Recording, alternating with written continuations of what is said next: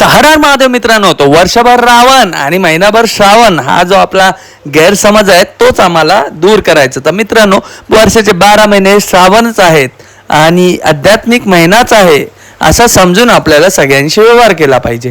तर या श्रावणामध्ये मी आलोय देवदर्शनासाठी. महादेव मित्रांनो, तर मित्रांनो आता आपण आलो आहे कामशेतच्या इथे, कोंडेश्वर मंदिराच्या इथे. जर तुम्हाला वॉटरफॉल, माउंटेन्स, मंदिर हे सगळं एक साथ जर बघायचं असेल तर या मंदिराला नक्कीच विजिट करा. हे लोणावळ्याच्या इथून जरा पुढे आला कामशेत आहे.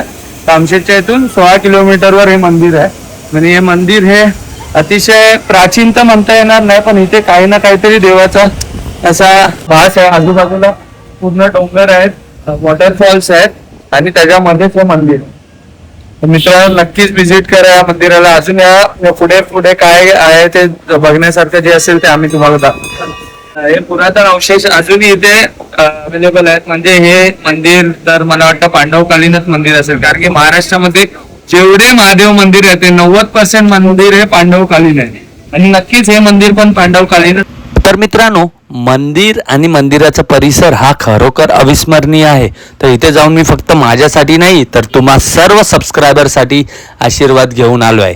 तर मित्रांनो, ज्यांनी सबस्क्राईब नाही केलं त्यांनी लवकर सबस्क्राईब करा, कारण की देवाचा आशीर्वाद हा तुमच्याचकडे येत आहे.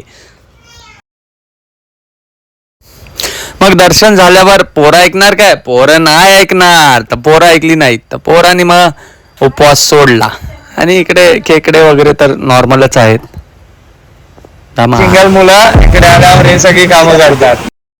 तर मित्रांनो, दर्शन घेऊन आल्यावर आमच्याबरोबर एक चांगलाच अनुभव झाला. तो म्हणजे एक आजोबांनी आमच्याकडे लिफ्ट मागितली आणि त्यांनी प्रवासामध्ये आम्हाला अशा काही आध्यात्मिक गोष्ट सांगितल्या की आमचं माइंड, आमचं मन हे पूर्ण डिटॉक्स झालं. आणि खरंच त्यांच्या रूपाकडे बघून मला एका क्षणासाठी असंच वाटलं की जणू देवच आमच्या गाडीत बसलाय आणि आम्हाला मोटिवेट करत आहे. तर मित्रांनो, जाता जाता एकच